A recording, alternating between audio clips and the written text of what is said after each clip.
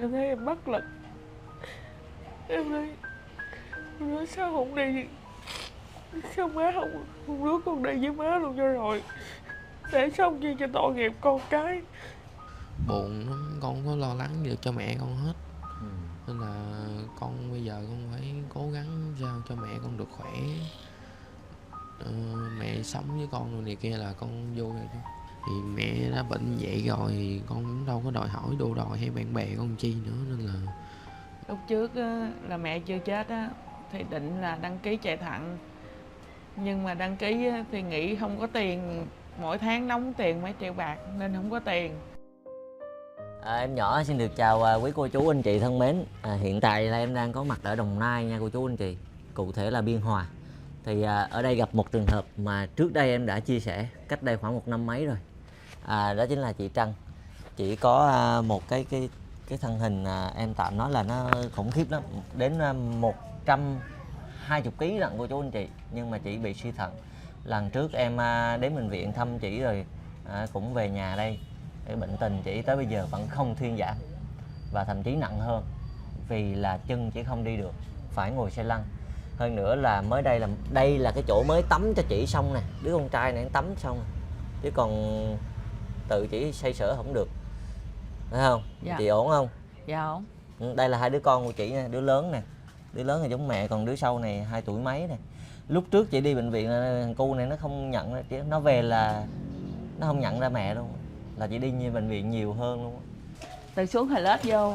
Dạ, cảm ơn chị. Quay có mấy người hàng xóm người ta cho nước nè của chú anh chị, ít người cho vậy lắm nha, ít người họ biết mình đi xa mệt á, cho nên là mấy cái này rất là quý. Cái này mà không đòi hỏi nha, tự cô đưa nha, chứ cô không có đòi hỏi nha. Chị Trân vô đi.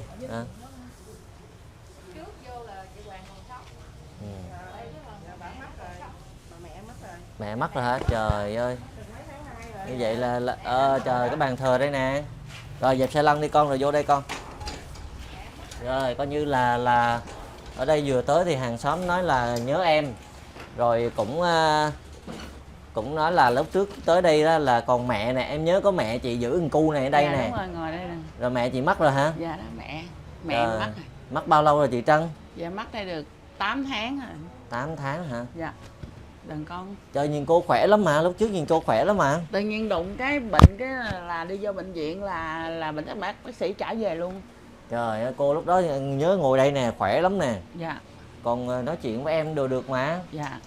Dạ đúng rồi. Mà em gặp chị cách đây năm mấy mà bây giờ mẹ mất 8 tháng, là sau cái đợt đó cũng vài tháng là mẹ mất hả? Dạ đúng rồi. Trời Vô bệnh viện chỉ có chưa được 5 ngày là bác sĩ trả về. Dạ. Là bị gì chị Trân, thận luôn hay sao? Mẹ bị nhồi máu não anh. Nhồi máu não. Biến. Tự nhiên tắm xong rồi đi vô nằm võng cái là nằm đơ luôn, là đưa bệnh viện là bác sĩ trả về luôn á. Dạ.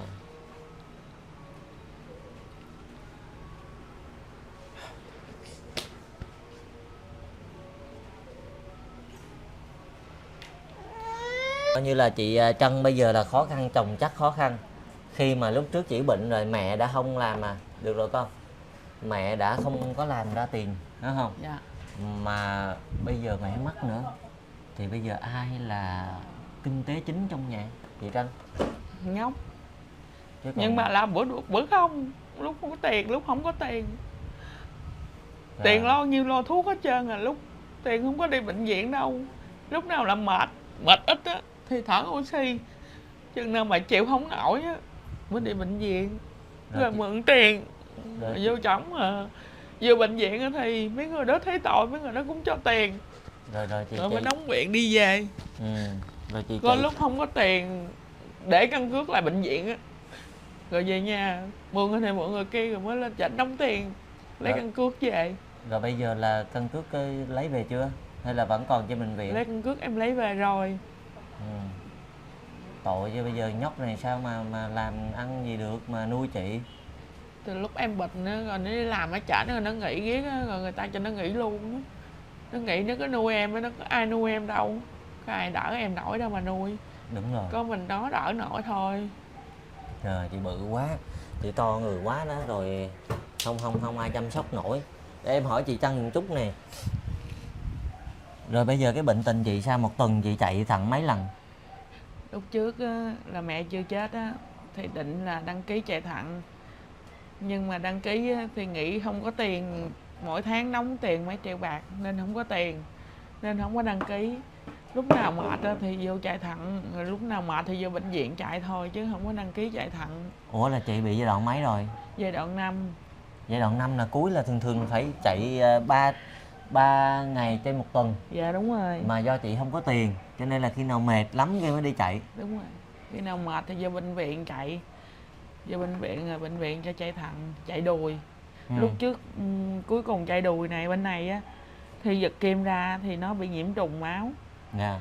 Rồi cái chân nó bự lên vậy nè, nó sưng hết luôn.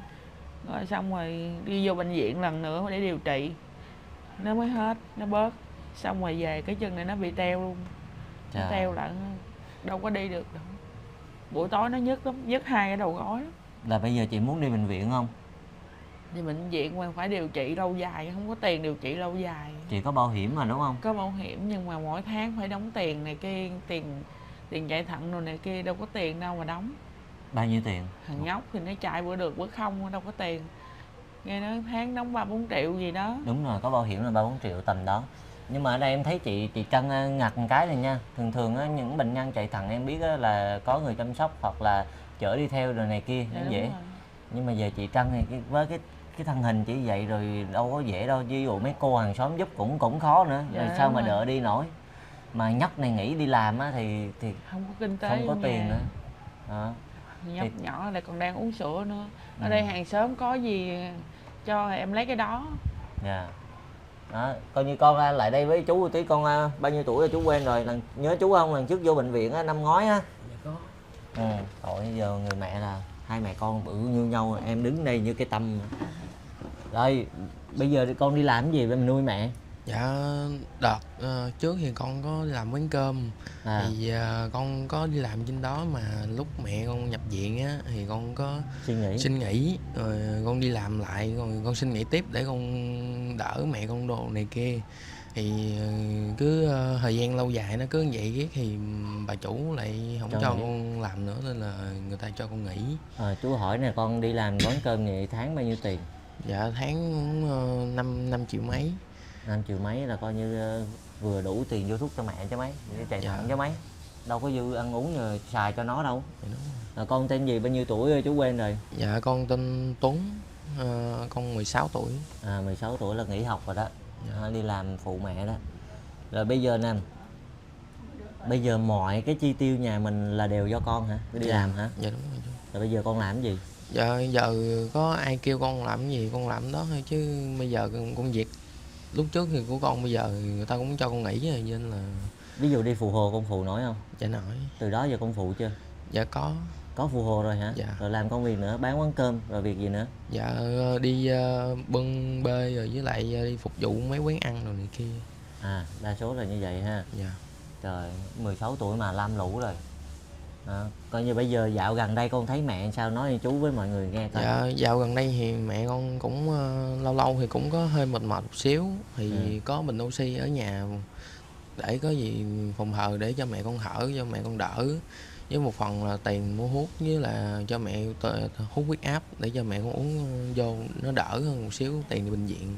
Rồi khi nào hai mẹ con mà bế tắc quá không có gì ăn uống rồi mẹ đâu không có tiền đi viện không? Có khi nào vậy không? Dạ cũng có, thời gian lúc trước thì cũng có chứ.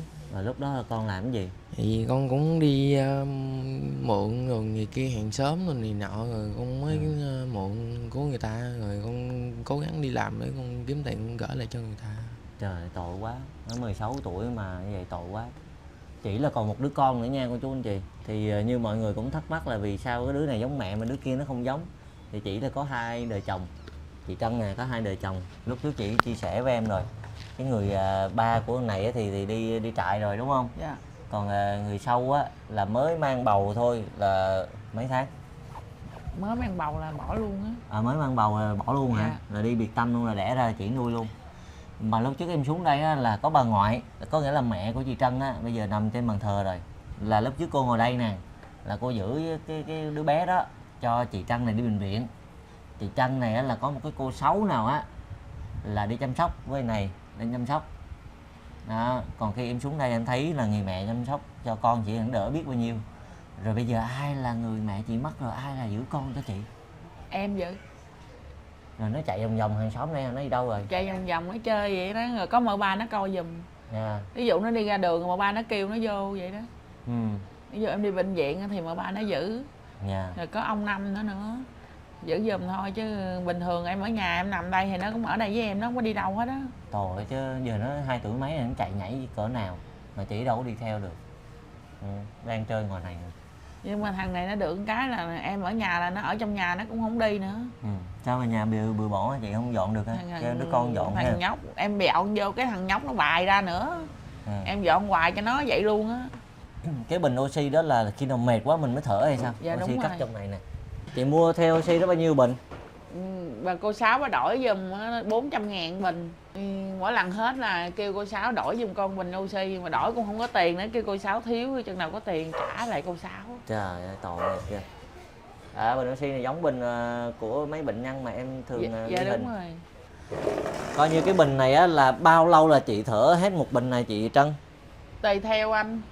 Ví dụ mà em mệt nhiều quá mà tối em ngủ không được á, em thở sáng đêm luôn. Dữ vậy?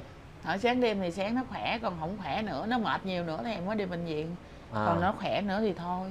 Rồi cái này là đa số là kêu cô Sáu rồi mượn tiền cô Sáu, ví dụ không có tiền theo oxy thì mượn cô Sáu luôn. Dạ đúng rồi rồi. chở tính sau. Dạ. Nhưng mà bao lâu chị thở hết cái bình này? Cỡ tuần không? Cái bình này còn lâu lắm rồi đó. Mấy tháng hả? Mấy tháng rồi đó.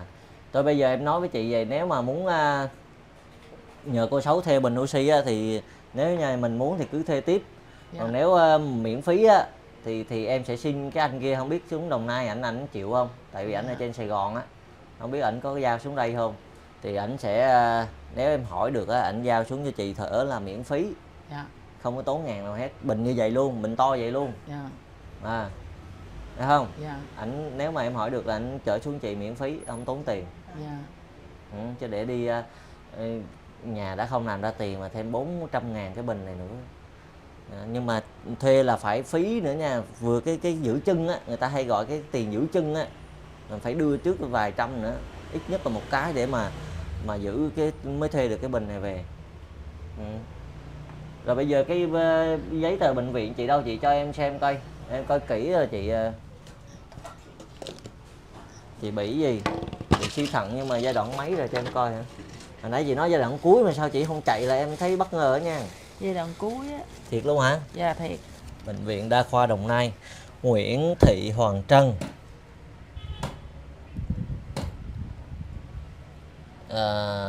Thuyên tắc, huyết khối tĩnh mạch, sâu chi dưới trái, đặt caster đùi trái, phù, suy thận mạng giai đoạn cuối. Thiệt nha, cái này chị nói thiệt cô chú Em anh bị chị. phù phổi nữa đó. Phù phổi nữa, đúng rồi, chị bị phổi cấp. Suy thận mạng giai đoạn nằm cuối. viện cũng bị chọc phổi hết lần. Lúc đó chưa có bảo hiểm là anh vô á. Là bị chọc phổi hết một lần đó. Cái thời điểm mà em ghé lên bệnh viện Đa khoa Đồng Nai với chị là chị nằm mà chỉ thở oxy, mà chỉ nằm cái giường ấy, mà em thấy tội nghiệp luôn. Nó vừa hết cái giường nha, mà cái lượng oxy là phải tăng lên chị mới thở nổi. Em còn cái tấm hình đó luôn á, từ lúc trước em ghé bệnh viện 1 năm trước á. Em nói thật chị chứ sợ chị nhìn không ra mình thôi chứ. Đây đó, chị thấy không, cái giường mà chị nằm hết trơn luôn nè. Dạ. Mà oxy nè, hả cô chú anh chị. Cái thời điểm mà em gặp chị á, còn một tấm này nữa nè, cũng tương tự với nhau nhưng mà tấm này nó sẽ dễ thấy hơn.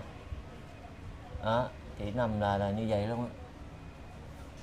Rồi bây giờ đi bệnh viện thì không có tiền. Dạ. Rồi kinh tế phụ thuộc vào con 16 tuổi. Rồi bản thân chị cảm thấy làm sao là một người mẹ?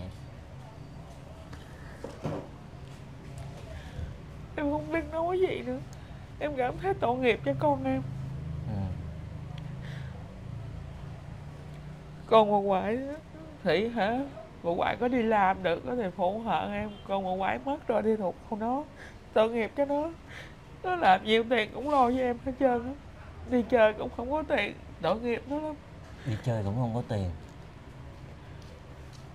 Nhiều lúc mẹ ơi cho con tiền đi, em nói mẹ đâu có tiền đâu mà cho, cái nó nói vậy thôi. Là ở nhà với chị luôn. Nói dạ đâu có tiền đâu, đi chơi với bạn với bà. Dạ. Lúc nào em có tiền em mới cho, em đâu có tiền đâu cho. Tiền tiền thuốc hết. Em thấy em bất lực. Em nói sao không đi, sao má không đứa con đi với má luôn cho rồi, để xong chi cho tội nghiệp con cái. Nhưng em nghĩ là em còn giống nhỏ, tội nghiệp đó lắm. Dạ. Em nhìn trên mạng mấy cái người mồ côi mẹ tội nghiệp lắm anh ơi. Đúng rồi, nó thiếu thốn nhiều lắm. Em có suy nghĩ tới mà, em nghĩ tới thằng giống nhỏ của em tội lắm. Coi như là nhiều lúc cũng nghĩ đến tiêu cực ha. Dạ. Chứ tại vì thấy mình là mẹ em không giúp được cho con, mà con thì cũng còn nhỏ, nó lam lũ thì tội nghiệp. Dạ, Nó đâu có đúng thể rồi. nào mà kiếm tiền nhiều được đâu. Cho nên Khả là năng của nó có nhiêu đó thôi à. dạ. Và chị cũng lo lắng cô chú anh chị. Nói chung suy nghĩ rất là nhiều. Giờ đi viện á thì là đau quá mới đi. Đáng lẽ cái bệnh của chị là một tuần là phải tới bệnh viện là 3 lần, là ít đó, chứ không phải ở nhà như vậy đâu, Dạ đúng rồi. đúng không? Bác sĩ cũng có khuyên em là đi mổ tai đi, Ừ. rồi một tuần á đi đăng ký chạy thận á, một tuần 3 lần. Em mới nói là nhà em không có khả năng. Bây giờ em đi về nhà em mệt á thì em đi vô bệnh viện thôi, chứ giờ em mới là nhiều khi mệt mà còn không có tiền vô bệnh viện nữa. Đó thì bởi Chứ sao? tiền đâu mà đi đi đi chạy thận một tuần 3 lần. Tiền đâu mỗi tháng đóng mấy triệu bạc. Con mà đi làm không có tiền, tội nghiệp nó lắm. Dạ. Kêu nó làm một công chuyện rồi nó thấy tội rồi làm nhiều công chuyện nó không có chịu nổi đâu. Khổ ha. Chị chắc chưa bây giờ nghĩ tới cảnh này phải không? Dạ. Lúc trước còn mẹ ở đây thì đỡ nè, Dạ đúng rồi. mẹ còn xoay sở hay là mẹ còn phụ để cho nó đi làm, nó còn êm xuôi. Còn bây giờ bà ngoại của con cu này là mất rồi, đây rồi. Đó thì nhanh quá. Lúc trước em thấy bà ngoại khỏe lắm mà sao nhanh quá. Má chị nói là mất 8 tháng là em mới ngỡ ngàng ra. Lúc trước em xuống đây nè là mấy mẹ con nằm hết trên giường này nè, rồi ai không ấy thì nằm dưới đất rồi nè, có nhà chút xíu rồi thôi. Thôi cố gắng ha chị Trân ha, đi theo bác sĩ. Với lại là lần này thì em quay lại gặp chị, sẵn tiện ở đây là em đi xuống Đồng Nai em thăm cái hoàn cảnh kia, rồi em nhớ tới chị Trân này. Lúc trước chị nhắn cho em và điện thoại cho em rất là nhiều lần, nhưng mà em kêu là em chưa có dịp xuống cái hướng này. Em có là em sẽ gọi cho chị trước ha. Thì cụ thể chị muốn em quay lại làm cái gì, chị có thể nói rõ cho em với mọi người đều biết ha. Em thì biết rồi, nhưng mà chị nói rõ những cái lời nói của chị cho em, là chị mong muốn cái gì chị cứ nói thẳng đi. Em mong muốn là em có tiền, Ừ. em để dành đó, khi nào mệt lắm á thì em có tiền em đi bệnh viện. Chứ bây giờ mà mỗi tháng mà đóng tiền 3-4 triệu bạc đi chạy thận á là em không có khả năng rồi. Em chỉ mong muốn vậy thôi, có tiền em để dành đó, thuốc men, rồi á hả, có tiền để nhiều khi mua oxy rồi, có tiền đổi rồi này kia, khỏi vướng bận rồi này kia. Có tiền để dành, ví dụ mà mệt quá đi bệnh viện để có tiền đóng, khỏi có mượn ai, mà nhà cũng khổ lắm, không có ai cho mượn hết trơn á. Rồi Em chỉ nghĩ như vậy á. rồi từ khi nào là chị không đi được nữa? Cách đây mấy tháng rồi? Lâu từ lúc mà Mẹ còn không? mẹ còn tới giờ luôn á. Từ lúc mà đợt anh đi tới đây là em ngồi đây mà em lết lên em ngồi á, Đúng, là từ lúc đó tới bây giờ luôn á. là không đi được luôn. Dạ đúng rồi. Rồi chị muốn gặp em lại để mong muốn là giúp cho chị có một cái cách chữa bệnh tốt hơn, đúng không? Dạ đúng rồi. Chứ bây giờ chị kêu chị khổ quá, từ lúc mà em nghe mẹ chị mất em thấy tội chị ghê. Rồi bao nhiêu cái khó rồi nó dồn hết qua nhóc này, rồi sao mà chịu nổi. Đó. Em chỉ mong muốn có tiền để ví dụ mà đụng cái em có mệt chứ mấy tháng nay rồi đó, gần 6 tháng nay em không có đi bệnh viện á. Em sợ đụng cái em mệt quá em đi bệnh viện rồi không có tiền rồi tội nghiệp cho con nhóc nữa. Mượn ai giờ nó đâu có đi làm nữa đâu mà mượn bà chủ. Em chỉ sợ vậy thôi. Cho nên là em thấy chị đáng lẽ cái bệnh của chị là nên đi bệnh viện tuần 3 lần để là chị khỏe lên, để đi được liền. Đó không, như các bệnh nhân người ta chạy thận em thấy người ta chạy xong rồi người ta hồi đi bình thường mà. Rồi chân em giờ đi không được á, là em bị đau khớp. Ừ. Lúc trước em uống thuốc khớp nhiều quá là nó sang thận. Bây giờ bác sĩ không cho em uống thuốc đó nữa. Ừ. Nên cái chân em đau lắm. Bây giờ không uống là không đi được. Mà uống thì là hư thận luôn á. Bây giờ Là chị khỏi chữa thận luôn á. bây giờ chị còn 100 mấy ký. Em cũng không có cân nữa. Từ 120 giờ không biết còn nhiêu nữa. Em thấy em ốm rõ luôn á. Còn trăm không? Chắc vậy quá. Chắc vậy ha. Trời, tội nghiệp. Rồi bây giờ chú hỏi Tuấn nè, có Tuấn là tội chú thấy gánh nặng Tuấn quá đi. Rồi những lúc mệt mỏi là làm sao mà Tuấn vượt qua được? Nói anh nghe Tuấn. Nói chú nghe coi. Dạ nhiều khi thì cũng thấy có mệt mỏi thiệt á, nhưng mà phải cố gắng sao cho nó vượt qua cái nỗi khổ này.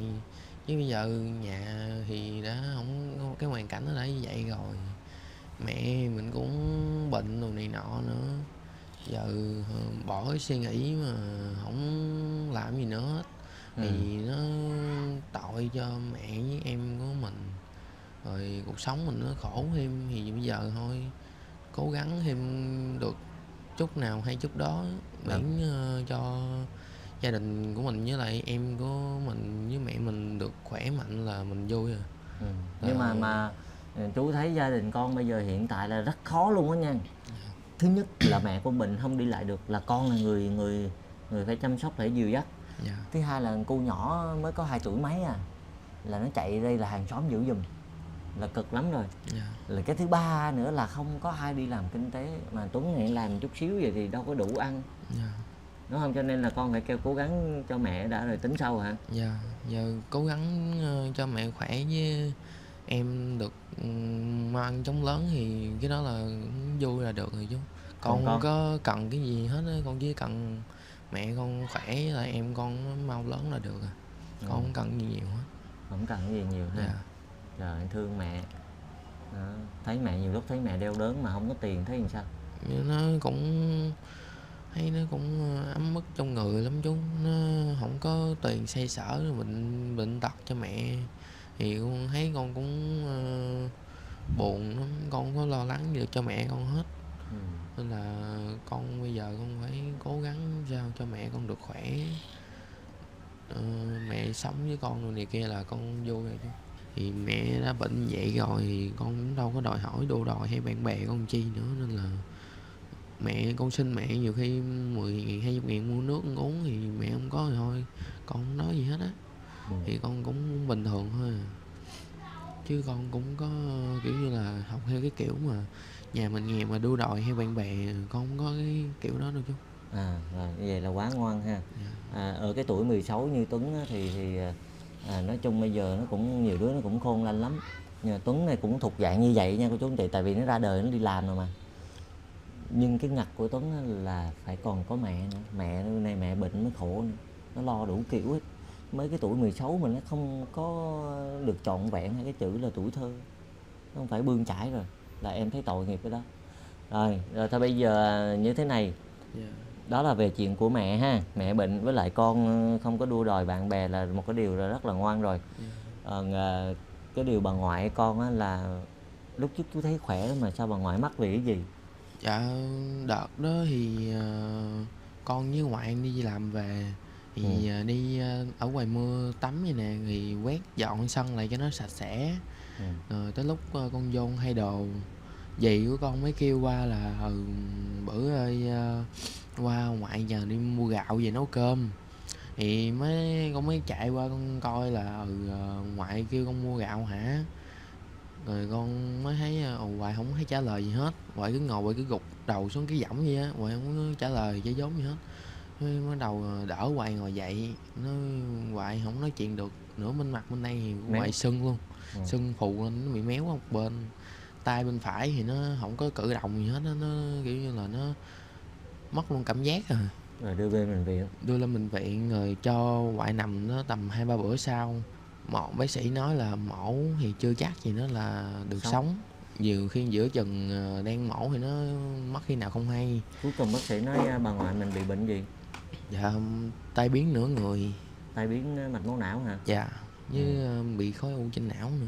Thì gia đình bây giờ kêu là giờ mổ á, thì cũng mất, mà bây giờ không mổ thì cũng mất. Để cho về. Vậy thôi viết giấy cho ngoại sinh ngoại về nhà thở oxy sống được tới đâu hay tới đó. Thì giữa trưa đó con đang đi làm tầm khoảng 12 giờ rưỡi thì mẹ con mới điện lên cho bà Bảy làm chung với con, là bà Bảy mới nói là bà ngoại mày mất. Mất Bà ở đây ngoại luôn. mất nhà bên kia. Thì con làm không có nổi nữa, con Chạy xin về. bà chủ xin về. Về thấy bà ngoại không còn sống nữa. Rồi gì Bà vậy? ngoại con là hơn con nhất nhà.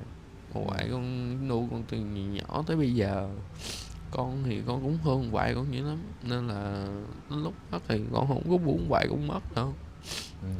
Tại do bệnh tật nên là nó mới như vậy. Đúng rồi. Thôi bây giờ cố gắng sống tốt là bà ngoại thấy bà ngoại vui ha, cố gắng đi làm ha. Chứ bây giờ biết làm sao. Rồi cảm ơn Tuấn nha. Coi như tắm ở đây là bây giờ chị phụ thuộc vào Tuấn luôn. Như hồi nãy em thấy cái tắm rửa là phụ thuộc vào Tuấn để khiêng ra ngoài xe lăn ngồi ở đây tắm. Dạ đúng rồi. Còn ăn uống ở đây là ai nấu cho chị? Em nấu. Chị lết lại chị nấu hả? Dạ. Đây này chị em thấy bếp ga ở trong này luôn nè. Em nấu. Có lúc nào em mệt quá thì nhỏ em dâu nó nấu cho em. Nhưng mà đa số là ăn trứng phải không? Dạ đúng rồi. Sao thấy cái đồ chiên trứng này? Dạ đúng rồi. Ăn trứng với đậu hũ chiên. Nhỏ này em út. Em út hả? Dạ. Là em của chị hả? Dạ đúng rồi, là má ở bên nhà bên đó như đó. Rồi, coi như khổ quá như vậy lấy rau mà có sức khỏe. Thôi bây giờ em nói với chị Trân như thế này ha, sau 1 năm mấy em gặp chị. Nói chung là cũng có vài clip về chị, và bây giờ thì chị muốn làm cầu nối để chị có sức khỏe. Em đồng ý ha. Và em xuống đây em thấy chị tệ hơn, sức khỏe tệ hơn, rồi mất mát tinh thần cũng nhiều hơn nữa, là vì mẹ chị mất rồi. Bao nhiêu cái khó khăn bây giờ rất là mệt ha.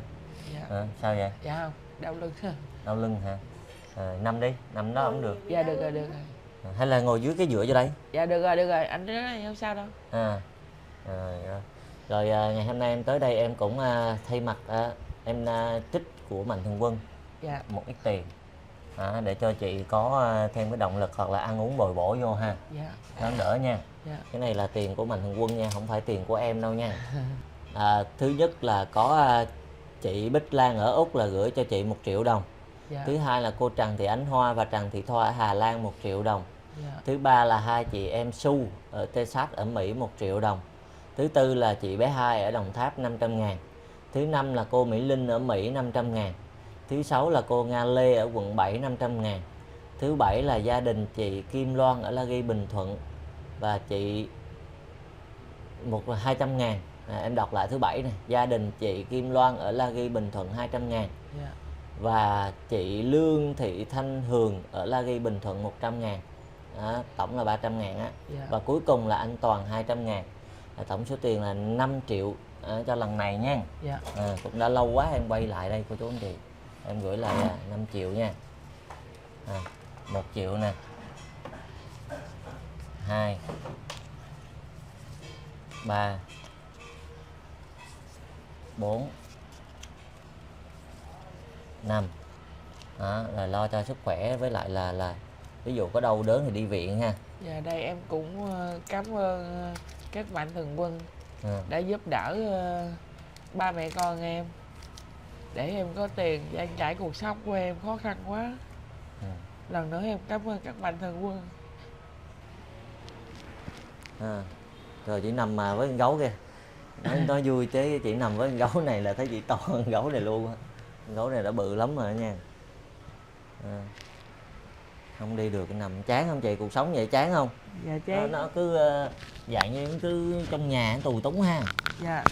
Không đi ra ngoài được, thà lết được, cái này lết cũng được luôn mà. Ở những lúc từ lúc có chiếc xe này của ông em cho tới giờ chiều mát mát cái em kêu nhóc đẩy ra ngoài cho mẹ mát chút xíu rồi đẩy vô. Xe lăn á hả? Xe lăn của người ta cho chị luôn hả? Dạ đúng rồi. Tội mẹ, chứ mẹ mất đó, mẹ mất sớm quá, bất ngờ quá. Thôi nghỉ ngơi nha, rồi tiền nó khi nào mệt đó thì chạy lên bệnh viện. mà vô thuốc rồi hay là làm cái gì ha. Dạ. Với lại cái bệnh chị là nếu mà chị được chạy thận á là chị khỏe lắm á, Dạ đúng rồi. mà do chị không có điều kiện á. Giờ đến nổi tắm mà cũng không được luôn mà phải nhờ con luôn mà, phải không? Dạ đúng rồi. Cái vệ sinh đơn giản người chị cũng phải nhờ nữa ha. Thôi bây giờ em về Sài Gòn ha. Dạ em cảm ơn anh chị nhiều nha, giúp tiền, em. tiền của người ta không phải của em đâu, của Nhưng mà Mạnh Thường anh Quân chị á. cũng có công, em cảm ơn anh chị nhiều chứ không nhờ anh chị em làm gì có tiền của Mạnh Thường Quân. Dạ. Rồi không sao, cố gắng sức khỏe là được rồi. Dạ. Ở đây là Mạnh Thường Quân người ta chẳng qua là không có giàu có đâu. Dạ. Nhưng mà người ta nhín lại chút ăn chút mặc để chia sẻ cho những bà con khó khăn hơn người ta, cô chú anh chị, chứ không phải người ta giàu có vậy đó. Mà thương những trường hợp này đó, như cái kiểu chị Trăng này ai không thương, không có điều kiện đi bệnh viện chịu đau luôn. Nếu mà kéo dài thì cái ngày mà đi theo mẹ chỉ là nhanh lắm. Cho nên rất là cảm ơn cô chú anh chị đã đồng hành nha. Bây giờ em xin phép nha. Dạ. Em cảm ơn anh chị nhiều nha. Em cảm ơn mọi người đã theo dõi em từ đầu đến cuối clip. Bây giờ em xin được kết thúc clip ở đây và hẹn gặp lại cô chú anh chị nha.